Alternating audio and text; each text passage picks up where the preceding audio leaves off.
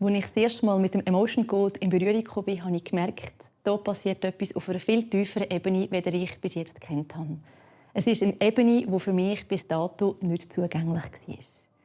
Ich habe mich dann sehr schnell in das Thema vertieft, wollte mehr darüber wissen und habe schon ganz bald eine erste Emotion Code Sitzung gemacht mit meiner Tochter. Damals war sie 9. Wir waren in ärztlicher Behandlung, weil sie so starke Migräneattacken hatte. In dieser Zeit haben wir auch gerade ein Kopfweh-Tagebuch geschrieben und wir haben gesehen, dass sie mindestens 10 Mal pro Monat wirklich so starke Migräne hat, mit allem Drum und Dran. Ich habe dann mit ihr so eine Emotion Code Sitzung gemacht und es war frappant, das Resultat. Ab dann hat sie vielleicht noch einmal im Monat eine Migräneattacke gehabt. Und heute ist sie praktisch migränefrei.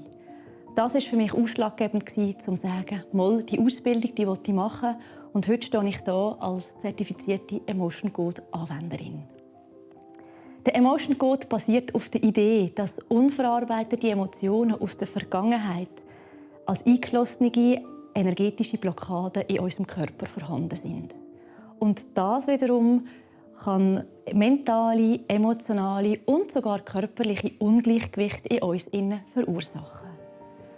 Emotionen sind aber nicht einfach nur störend. Sie sind Botschaften von unserem Unterbewusstsein.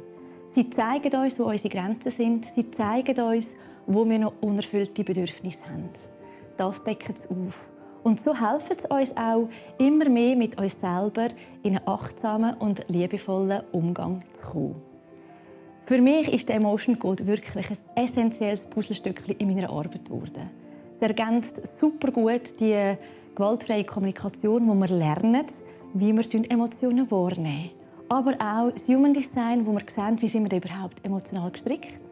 Oder das HeartMath, wo es messbar ist, was die Emotionen auf unsere Kohärenz für einen Einfluss haben.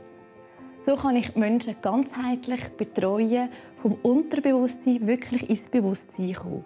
Von der energetischen Ebene bis zur achtsamen Wahrnehmung. Innen fühlen und aussen verstehen für echte innere Balance.